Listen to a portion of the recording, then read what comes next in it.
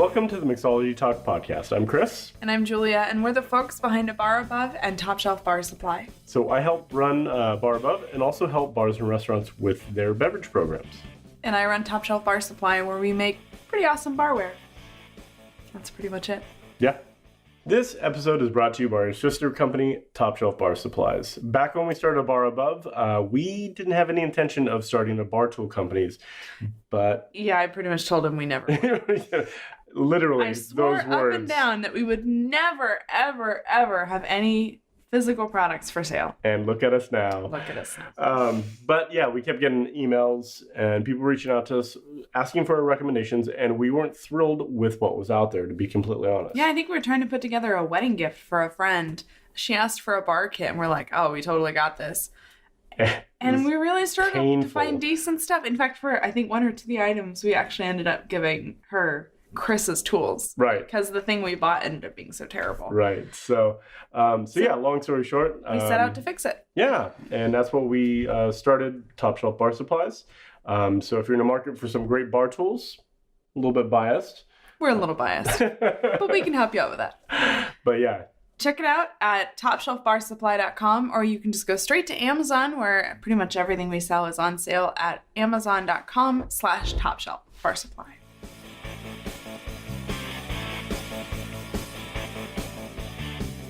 This is episode number 148, and this week we thought we would have a little bit of fun with the podcast. We always take this so seriously. So serious. So serious. Chris and I were chatting the other day when we were stuck in 12 hours of traffic, it was more than that. Oh, it was probably 15. It was supposed to be a 3-hour drive, but they closed the highway, so... 14 hours. Yeah. That's what it was. We were on the road for 14 hours with a toddler and a baby. It was awesome. Yeah. We had a lot of time to talk about the podcast, and one of the ideas that Chris brought up is how people who've been behind the bar long enough have kind of a set of superpowers, so to say, that they may not even know they have. So today we thought we would celebrate the bartender and talk a little bit about the superhero skills that you may not know you already have.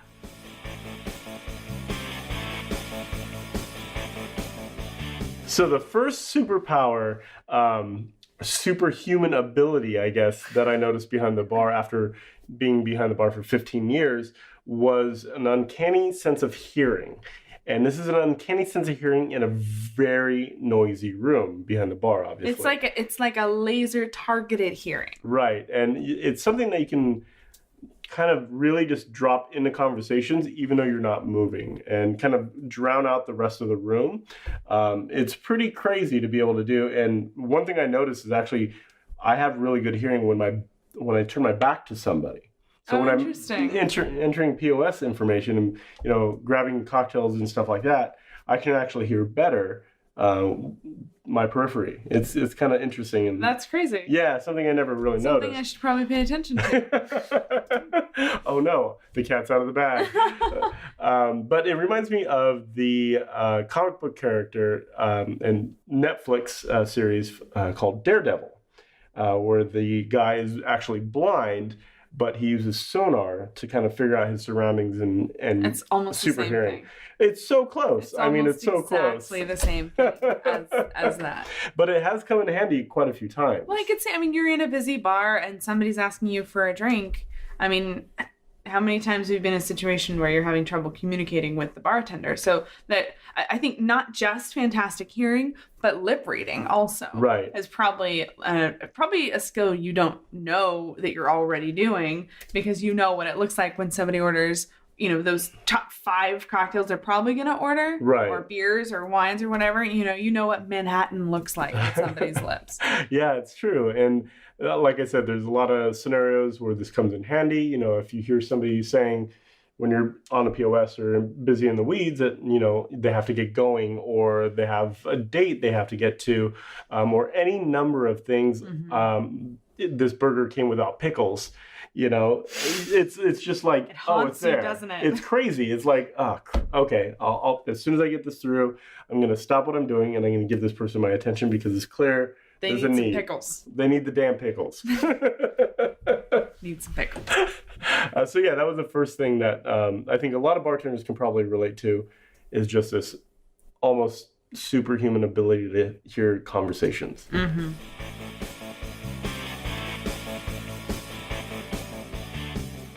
This next one is pretty easy to notice, I think, for even a consumer on the other side of the bar, and that is a great bartender just seems like they've got 8 hands.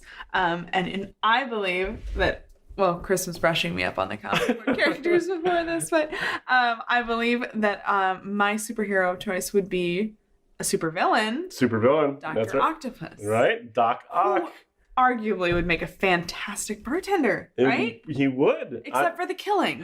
Yeah, and I don't know. I think he has 8 arms. I'm not exactly sure, so sorry It's like a backpack thing, right? Right, exactly. So he's got normal arms and he's got extra. I think so. If he actually has 8 arms, though, I'm not entirely. I guarantee you, he's got extra appendages. People will let us know.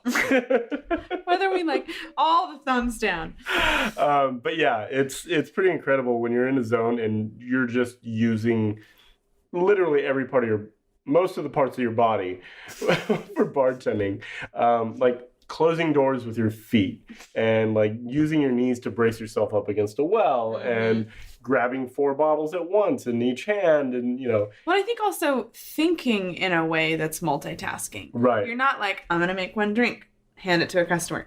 I'm going to make another drink, hand it to a customer. I mean, you have always talked about, you have a term for it, which I've forgotten, but like not batching, but like making multiple cocktails at the same time. Oh, yeah. So that it feels like it's just magic. Suddenly these are all done. And I think, you're pouring a beer here and doing something here and doing something here. Meanwhile, in your head, you're already 2 orders ahead of that. Right. 2 orders ahead of your hands. And apparently you're pouring beer with your feet. And I didn't know that was sanitary. But I mean, whatever. But it's true, though. It's like you're retaining so much information that you're just kind of flying through all these orders. And if you had another arm, you could definitely use it, much less 6. I think this is a new product idea. I think you're right. A backpack with arms. I don't see anything wrong with this idea. People won't scream. No. Yeah. You're gonna have to use liberal use of the term behind, though. Just ice flying everywhere, mint. Like, oh man, good stuff. But Bartender Man. The worst name for a superhero that anybody's ever thought of. Yeah, it would be bad. It would just be bad. But it's true, like just multitasking is just a vital part of your day-to-day job. And when you're in a zone, it just feels like you are able to produce so much more than an average person probably should be able to. But I think also, if you've been at the same bar for a long time, you know your mise, you know your well, you know where everything is. And so you're not wasting time going, this. Yeah. You're not even looking. Literally, you're not. You know where everything is. And I think, it's kind of magical. It's pretty amazing to see a bartender who's like truly in the zone in an environment where they're like deep in the weeds and just loving every second of it. Right. It's a pretty cool thing to see.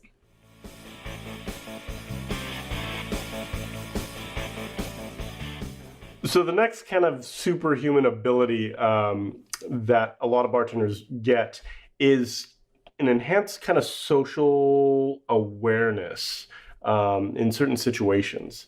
So it's almost like a spidey sense. I could see. See what I did there? But yeah, I would say a little bit. Like you've got a sense of the room, and you've got a sense for like somebody just walked in and they kind of a little bit weird. You make the hairs on the back of your neck, right? Spidey sense. Yeah, exactly. It's so true, though. I mean, how often do we see maybe couples that come to the bar and you just know something's not right? Yeah. And it turns out later that there was something there, and you were aware of it and you helped them or whatever.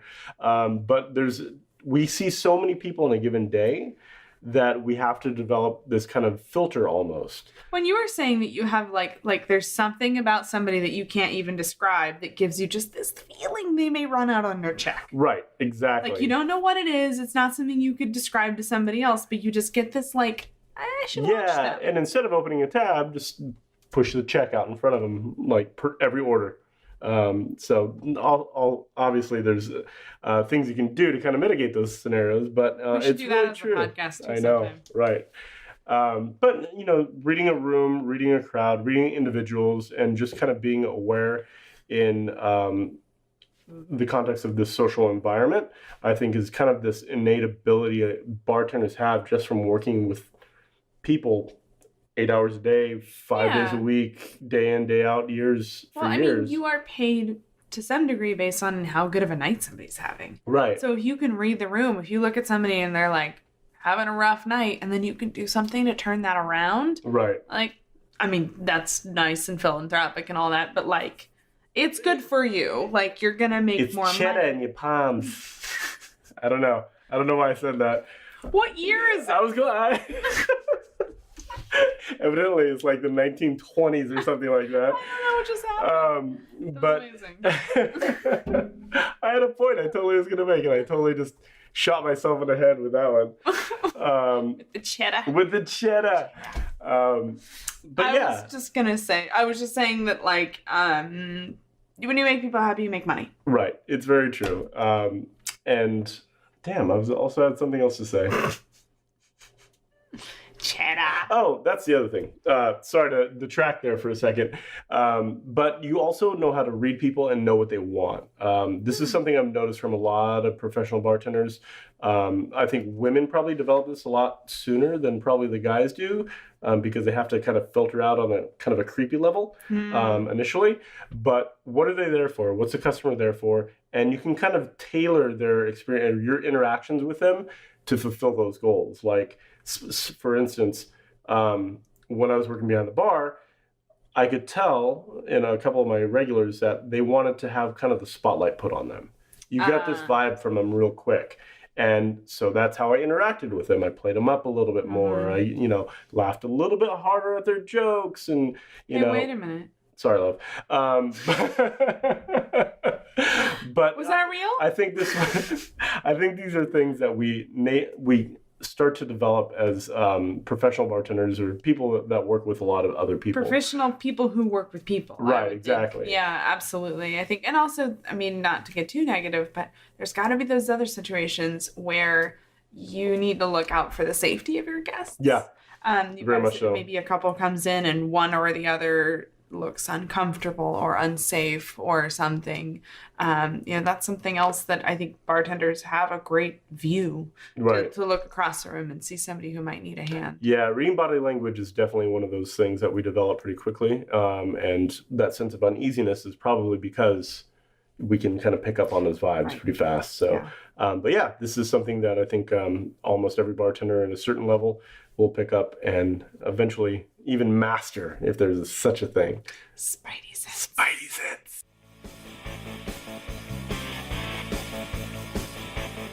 So something you may not know about Chris is that he's got this like really creepy internal timer. For example, hey Chris, how long does it take to boil hard-boiled eggs? I don't know. But they come out perfect every time. It is, I would say it's super annoying, but it's actually kind of awesome because Chris makes really good hard-boiled eggs and steak and rice.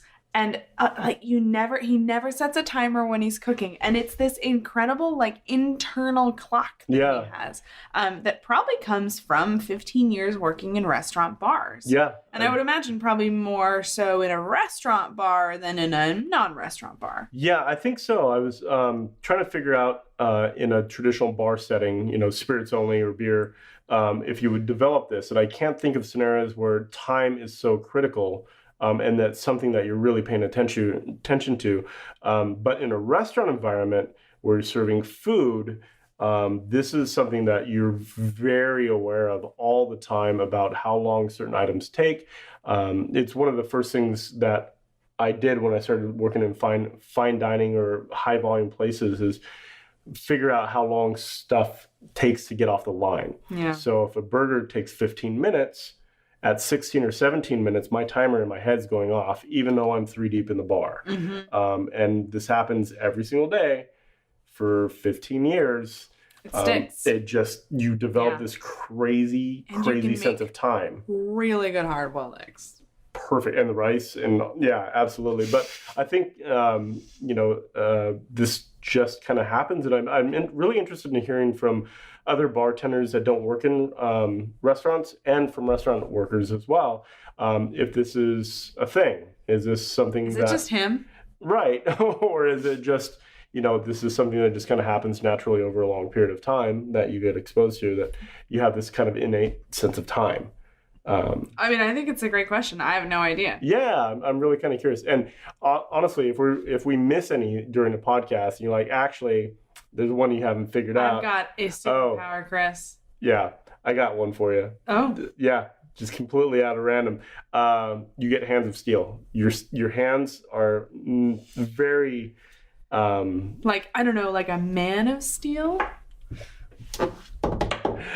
No, it's like temperature. You're no longer your ability to hold hot plates goes really... Well, and I would say a cold shaker too. Cold shakers, a total novice. If you just start shaking a shaker, I don't know why I did this. This is not a shaker.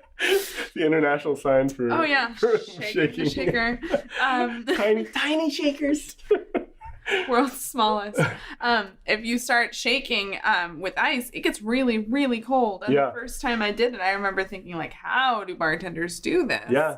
So temperature sensitivity in your hands is kind of like out the window. Lack thereof. Yeah, exactly. Absolutely. Well, and you're probably you're probably picking up hot things right out of the dishwasher constantly. Oh, absolutely. And I think, especially in a restaurant scenario, it's picking hot plates up off the line. Scorching hot plates. And so it's funny when we go out to eat, people, they'll drop plates for us, and say, be careful, the plates are hot. And I'm like, I got this, I'm good. And I'll literally take it out of their hands. They obviously don't know I'm a bartender, but it's just... They do now. Yeah, right. It's just temperature sensitivity in your hand. I completely forgot about that one. Yeah, no, that's a good one. That's something I hadn't noticed.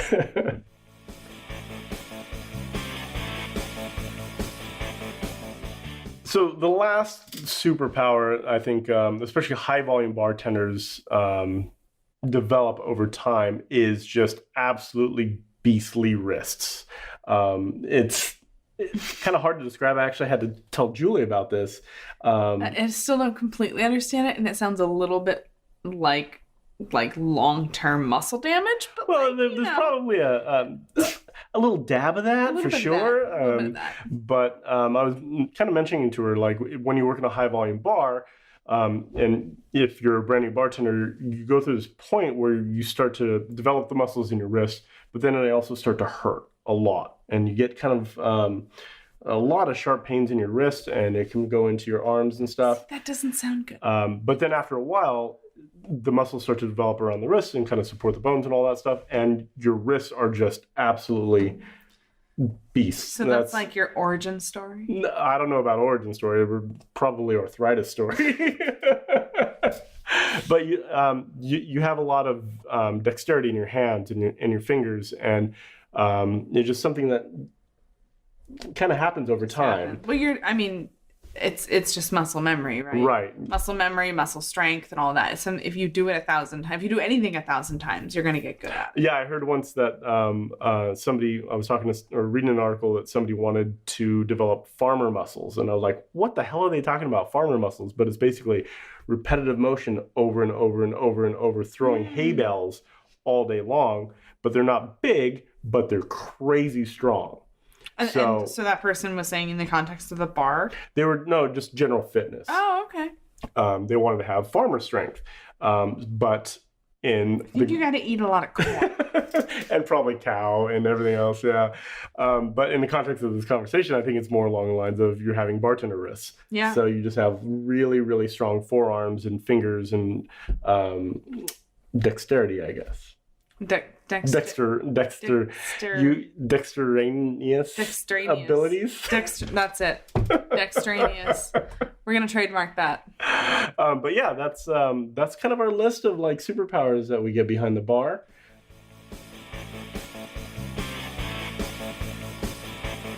So this was a little bit of a unconventional podcast episode. We had a little bit of fun with it, but I hope it makes people a little bit more excited about their careers. There's some really special skills, I think, that come with bartending. And I'll say it again. Bartenders don't get a lot of credit. So I think it's pretty awesome what you guys do, guys and gals. I think it's pretty amazing. And I suspect we probably missed some. Probably a lot, actually. Yeah, so definitely let us know in the comments. You can put them in the show notes at mixologytalk.com/148. Look forward to hearing what your superpowers are. Put them in the show notes. You can find us on YouTube. Put them in there. You can comment on the video. That's always a fun Instagram. one. Instagram's a good one. Yep. A bar above. Not hard to find. Right. Exactly. But let us know. We would love to hear what you think your superpowers are. And I would love to know if Chris's creepy internal timer is a thing, or if it's just Chris. Yeah.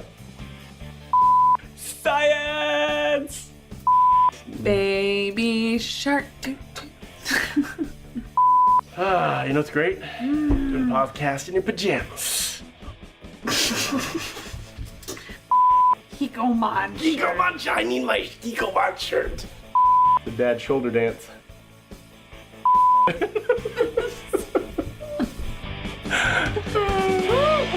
Spicy.